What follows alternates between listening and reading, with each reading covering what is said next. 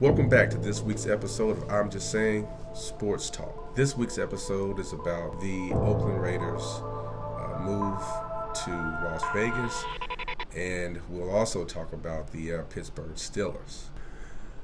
So Kendrick, you are a diehard Pittsburgh Steelers fan. Yes, I am. And I know you're itching to talk about your draft and about how you project your team is going to perform this year. So I'll let you have the floor, and you fill in the viewers on your predictions and your thoughts about your team.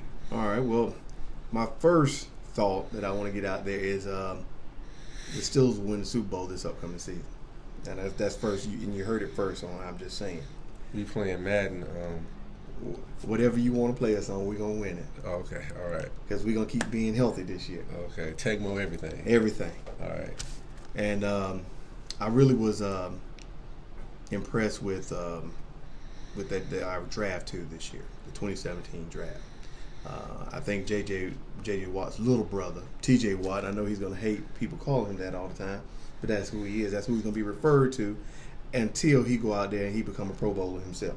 All right. And he's going to have to stand up and do something this year because he's going to be playing on that steel curtain beat. So we're going back to steel curtain days. Just want to let you know that. Steel curtains. Steel shower curtains. We're gonna be ready though. We're gonna be ready. All So right. I just want to run through some of our draft picks real quick. Okay, go for it. We had T.J. Watt, Juju Smith-Schuster, who I think is going to be a stud at that slot receiver position. Cameron Sutton, he's a DB who I think is going to be he's going to help out some. Our defensive backfield is young, so adding another young guy, we'll see how that works out. James Conner, that was one of the highlights I think of the Steelers draft, was picking up James Conner. And the reason why I say that is because James Conner is a big guy, 6'2", 240, and Y'all getting back to your recruiting strength, yes, sir, size, and that's what we rudeness. need. Because that's your identity. Because that's why Ben has been banged up so much. You got Ben out there throwing the ball 30 and 40 times a game. Yeah, he's putting up 500-600 yards some games, but if you can go back to the times where we had the bus, and he maybe was throwing that thing maybe 20 to 25 times a game. The Steelers were really, I think you really guys were a lot better. Yes, we were. Right. And so now we have James Conner, who I think we can put down in that the goal line package, and he can punch that thing in. We can take Bell out of the equation some. We don't have to run him like a daggone thoroughbred. Okay. Well, all right. Well, when you get a chance, I'm gonna let you finish, but I want to talk about Big Ben. Okay. We can talk about it. Joshua Dobbs from Tennessee, big guy at the QB position, played really well at Tennessee, University of Tennessee. That's where I'm going with this. And that's going to be Big Ben's replacement. Y'all did in 2 years. Y'all did right. That's right. I kept wondering when your boys were going to pick a QB because Big Ben and them wheels and the injury every year, he's trying to hold on for y'all. So we're tired of depending on Landry Jones. Yeah. Landry Jones he had his chances. He's done. Okay, so you think Big Ben gonna give you 2 more years? Or 2 more years. Or you think he's gonna call it a day after this year? Because every year he's thinking a little bit longer if he's gonna come back and play. 2 more years. That's because he's banged up so bad at the end of the season. So but you now think we he's gonna got nurture this kid for 2 years? Yes. And he will. And be done with it. And with another running back to add to that backfield, you got James Conner along with Bell. I think that's going to help Ben's longevity out a little bit. Okay. 2-3 more years. All right. A couple other guys I'm really unfamiliar with. Brian Allen, the defensive back in Utah. Colin Hobel. He's a long snapper. I think that was a wasted pick, but I mean you can find a long snapper as a free agent. But if that's what they want to do, that's up to them. But another guy, Keon Adams, defensive end, Western Michigan. watched a little bit of film on him, and he seems like he can really play. He seems like he's a dog out there. So we're going to see how he fits in. But overall, I think the 2017 draft for the Steelers, I give the team I give them A-. A-, okay. No doubt. So with all that said, what is your team's record going to be this year? Well, first of all, we're going. How many times Tomlin gonna go for 2 this year? Well, and see, it's a gift and a curse to have Connor, because now with you got a bruiser at the running back position. Now Tomlin can go to a lot more. Le'Veon Bell was a little light in the tail. Omar Epps' daddy. Omar Epps' daddy is gonna go for 2, probably. He better chill out. The same amount of times, if not more. He is taking that loyalty for granted. But let me add this too. The reason why he may do it now, we have a big receiver back. We got Martavius Bryant back, and you got a big guy. Ben can throw it up there to him. He'll go get it. All right. So what's the record gonna be? Steelers' record will be 11-5. 11-5. Okay, Steeler Nation. Kendrick has said it. 11-5. All right. I will agree. Y'all had a good draft. We will see how this pans out. I'm not going to get on them right now. It's too early in the season. I'm not going to argue with it. Besides my father-in-law and my sister-in-law, I had to hear from them too early. They Steelers fans. They Steelers fans. Good people. Yeah. They know what real football is all about. I won't say that, but good people anyway. All right. So, I want to talk about the Raiders in sort of a different light. And this is dealing with this move to Vegas. And I'm kind of looking at this from a few different aspects. Do I think it's a good move? Let me throw a few things out there. The Raiders earned the least amount of revenue among all NFL teams over the last 2 years. So I understand it because you know who number one is. Jerry Jones. Jerry Jones earns, the Dallas Cowboys earn 6 times the amount of the Raiders. He's making about $460 million in revenue off ticket sales and merchandise in that big stadium, and the Raiders making about close to $70 million a season.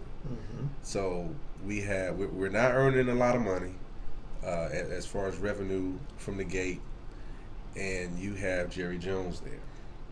So from a financial standpoint, I understand it, because with those big billion-dollar stadiums comes an experience that my team has not been able to provide the fans. And if you build it, they will come. And if you build it, they will come. Now, that's the other thing.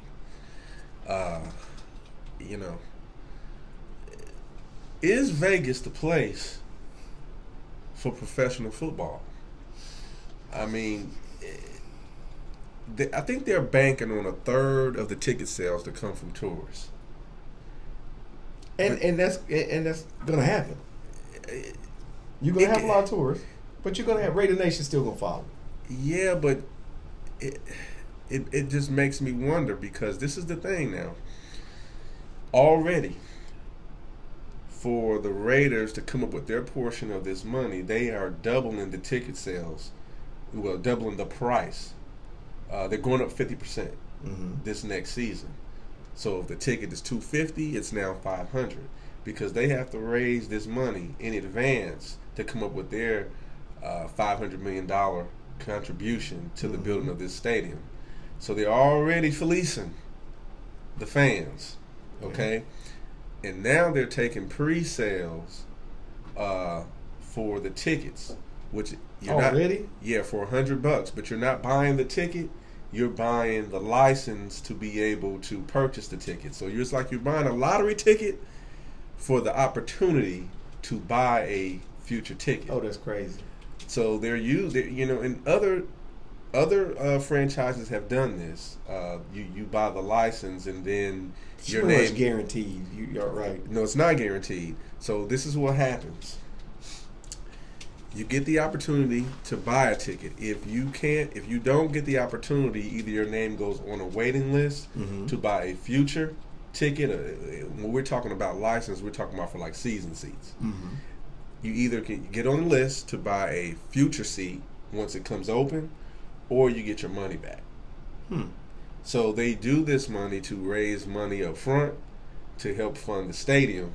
And that interest is going to help out in the front end. Yeah, so it's like you're using the fans' money to help finance the stadium on the front end, and the trade-off is, hey, you get an opportunity to get in and buy a season seat. It's probably at a decent rate too. Well, they vary. You know, if you're in the bleeds, yeah. they're at one rate. If you down on the 50-yard line down low, it's at a different rate. So, I'm already seeing that the price of the ticket is going to go up. They're already fleecing the fans that already they're not too happy about them leaving. Yeah. Right? So they're building it off the backs of the current fans. And then it's in Vegas where, for instance, you had Caesar's Palace file bankruptcy just a few years ago. So you have casinos due to it's this filing bankruptcy. They're not getting a whole lot of business. Well, the thing is, people priorities aren't necessarily in gaming. Yeah. In the physical casino now, betting is high, but then you have internet betting too, where you don't have to necessarily go to Vegas to place your bet. So brick and mortar casinos are struggling. Yeah. Also, the ones in Atlantic City, they're closing down. That's which affects the overhead total, which affects Vegas. Yeah, DraftKings, FanDuel's So, I foresee this happening, right? And also, the history of all these stadiums is the first few years, they don't make a profit. So, they're eating that cost up front. Then you're in a economy that is based off of gaming. That props up Las Vegas. You're either on the strip or at the airport. So I guess now you're either on the strip or at the airport or at the game. But you got to remember, what about you have this building sitting there year round that needs to generate revenue? Yeah. But they have an ace in the hole. Jerry Jones' hands is all in this thing.